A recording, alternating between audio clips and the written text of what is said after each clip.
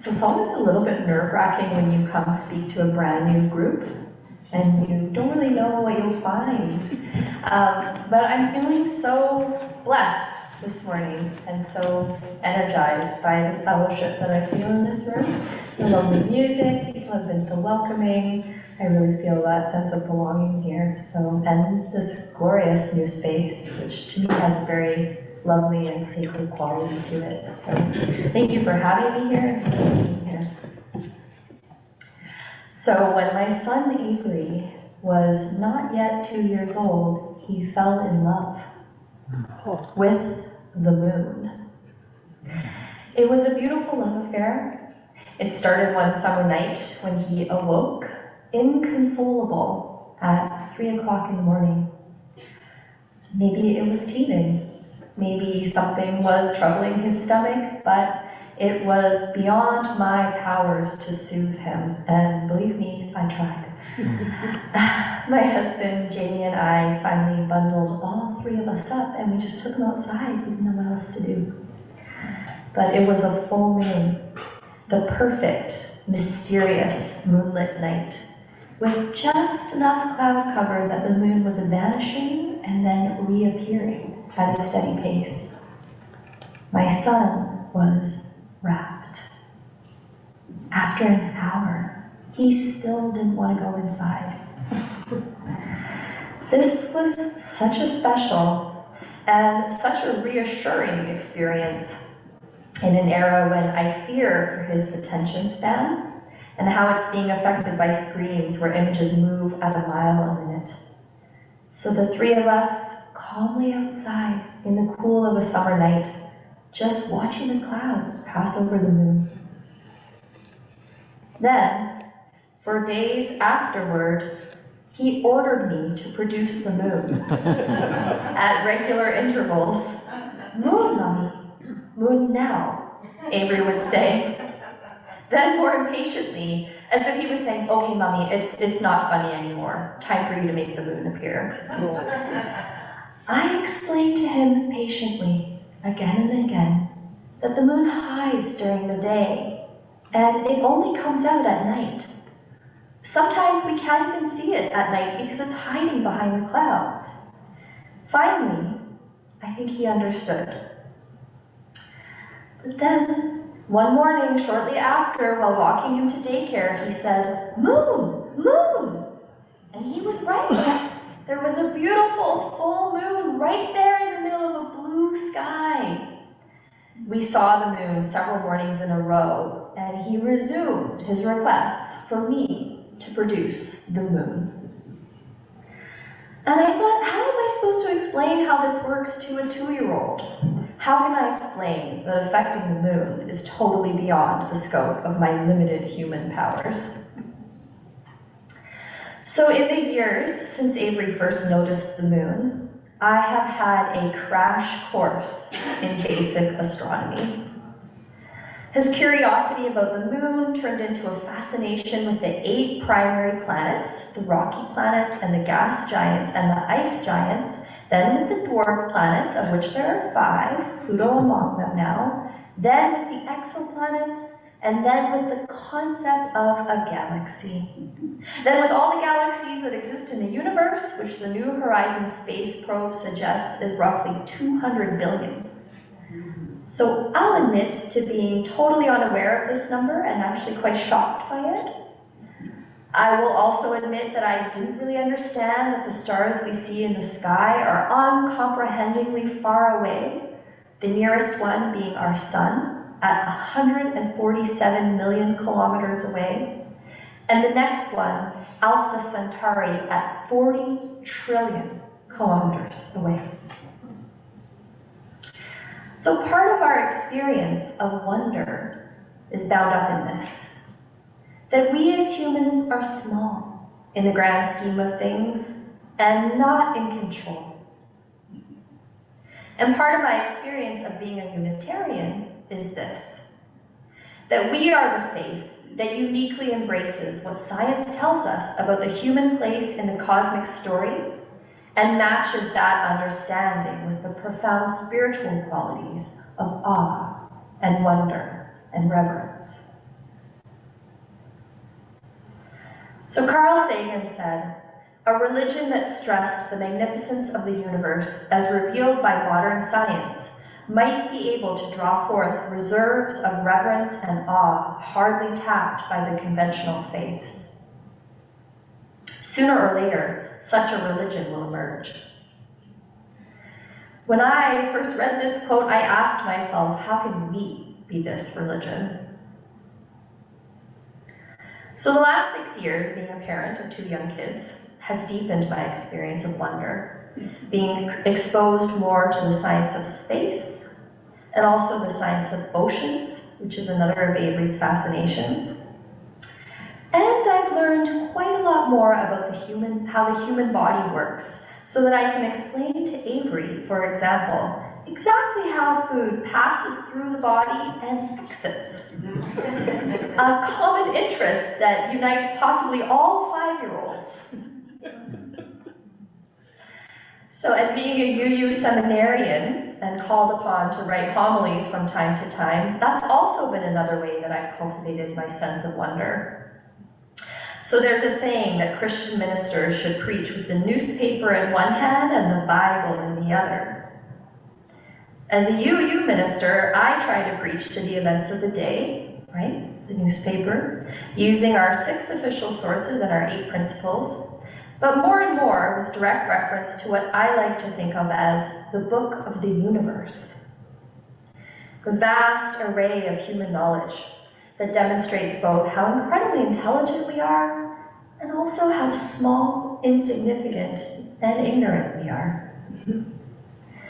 So the book of the universe has us gravitating towards the outer reaches of human knowledge in the form of disciplines like neuroscience and astrophysics, and then pairing that with our earth-centered traditions, the ones that encourage us to heed what the natural world around us tells us we need to be thinking about at this specific time of year.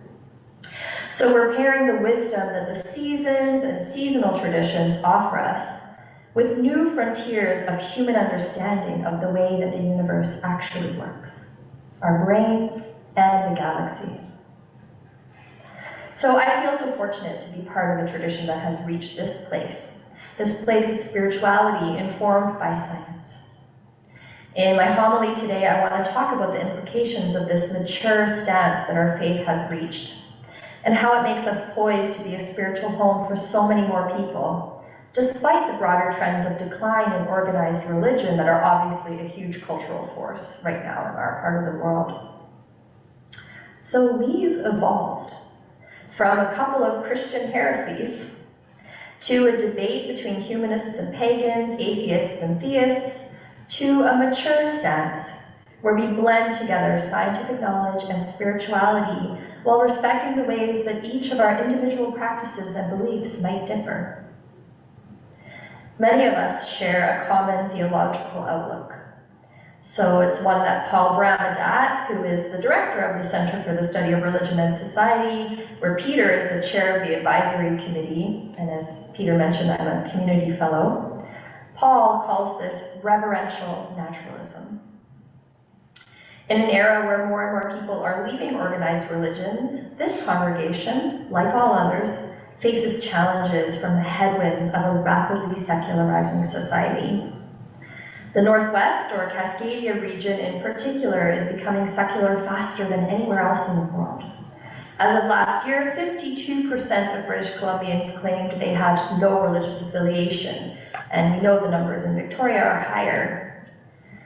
Yet, as more people come to identify as spiritual but not religious, we are uniquely poised to provide them with a spiritual home.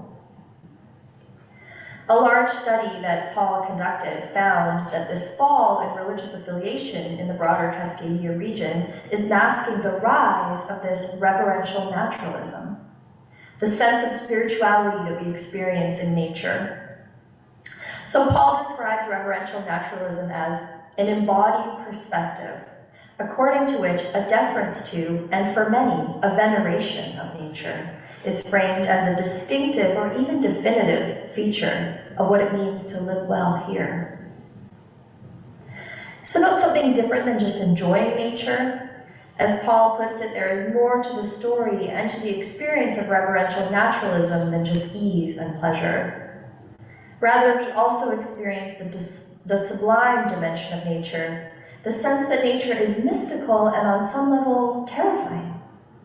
Like standing at the edge of an ocean, appreciating the beauty of large waves crashing against the shore when we experience the visceral sense that the ocean is overwhelming and utterly indifferent to you. This is why reverential naturalism is a form of spiritual practice, a way of connecting to the spiritual qualities of awe, wonder, and of course, reverence that enable us to grow spiritually. So the idea of finding spirituality in nature is of course not new, and it's affiliated with some of our most famous forebears like Henry Thoreau, Ralph Waldo Emerson, or Margaret Fuller. These were transcendentalists who felt they experienced deeper spirituality under the expanse of a blue sky than within the confines of the clapboard church. And it has much deeper roots than that. In earth-centered traditions amongst Indigenous peoples all over the world, including my Celtic ancestors, the kind of traditions that celebrate the sacred circle of life and instruct us to live in harmony with the rhythms of nature. What is new today is how the frontiers of science and our understanding of things like evolution prompt us to an even more profound marriage of our intellects and our spiritual sensibilities.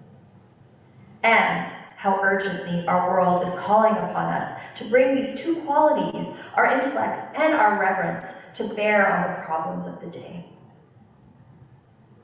As Robin Wall Kimmerer says in her incredible book, Braiding Sweetgrass, science can be a way of forming intimacy and respect with other species that is rivaled only by the observations of traditional knowledge holders. It can be a path to kinship. The exact kind of kinship that is urgently needed to reverse the historic losses in the natural world that we humans are causing. For many UUs in this part of the world, when we speak of experiencing a mystical connection to nature, we see science as core to this experience. Our reverential naturalism is not opposed to science. Rather, science and reverential naturalism are deeply interconnected and complementary ways of seeing the world. So to quote a UU minister, David E. Bamba, the way that we know nature through modern evolutionary science gives us a story rooted not in the history of a single tribe or a particular people, but a history rooted in the sum of our knowledge of the universe itself. Through evolutionary science, we have learned that the holy did not incarnate in one single place to give a special message to one single chosen people, but rather that the universe is instead continually incarnating itself in microbes and maples, in hummingbirds and human beings, constantly inviting us to tease out the revelation that is contained in stars and atoms and every living thing. As Reverend William Murray says, this epic of cosmic evolution humbles us as we contemplate its complexity. Like no other story, it can evoke reverence as we feel its power.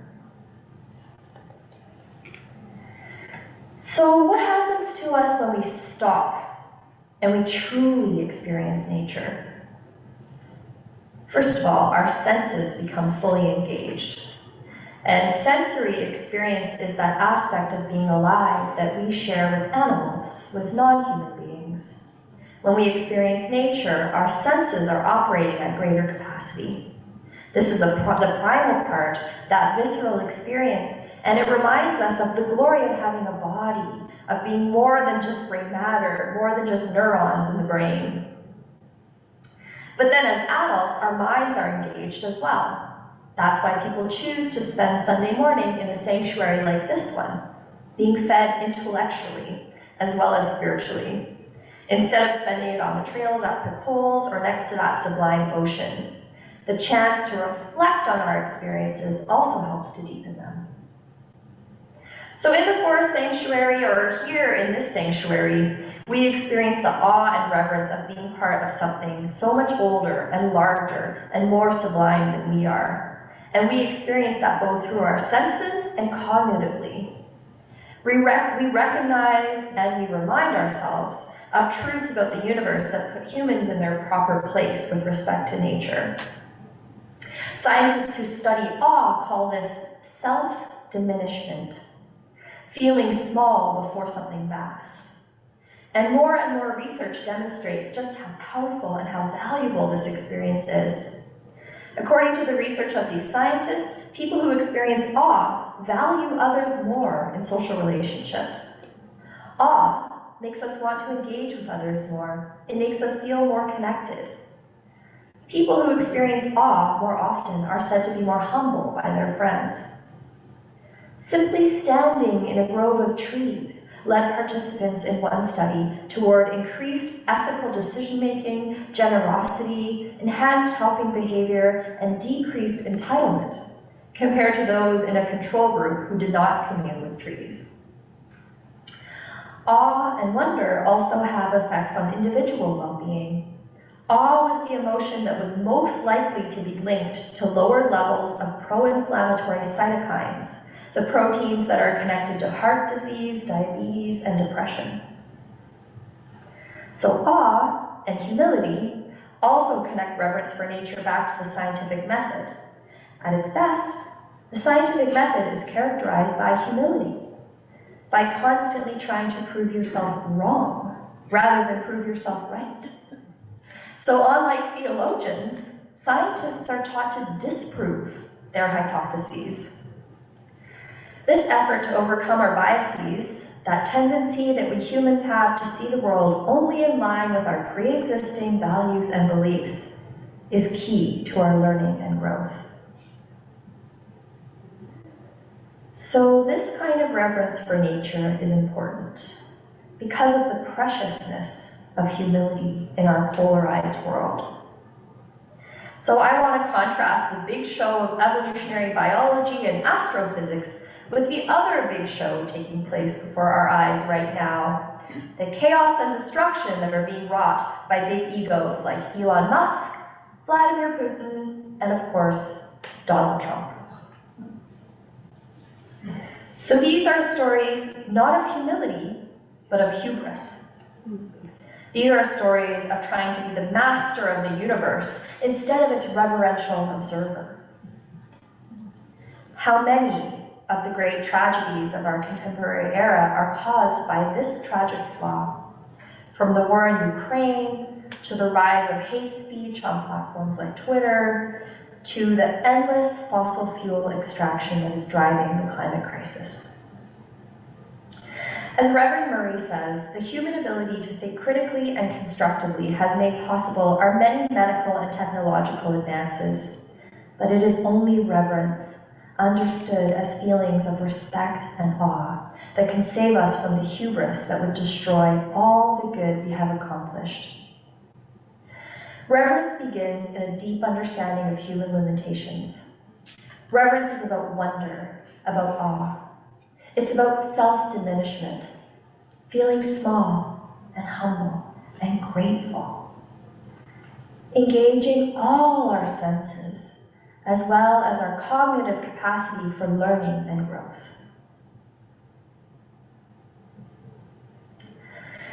Shortly before leaving our Toronto apartment, and the only home that he had ever known, my son Avery and I were sitting by the window as a yellow leaf floated by. Caught in an updraft, it danced and swirled around our 5th-story window. If he hadn't been there, I might not have noticed, but of course, through his eyes, I watched, riveted, until the brief ballet ended. Immediately came the cry, "More, Mummy, more." I said, "I know, Avery, I would like more too." What he is still learning is that part of the beauty of nature is that we can't just demand more and get it. The leaf had turned that golden color because in autumn the leaves change from green to orange and red and gold. Leaves are gone now because the trees are enduring the winter.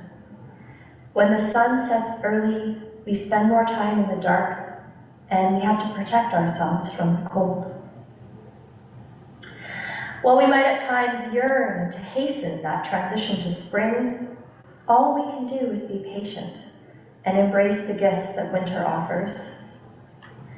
We can cultivate the qualities of patience and humility that are in short supply in our culture. We can humble ourselves with awe and wonder. I might be able to provide my son with more Cheerios and more cartoons, but I can't provide more moonlight. None of us can. We have to live with what nature provides. As human beings, that unites us. What I'm praying for is the larger cultural shift to reverence and humility that this recognition brings about. I'm praying for our tradition to be part of that shift. May we provide that spiritual home for all people who seek it.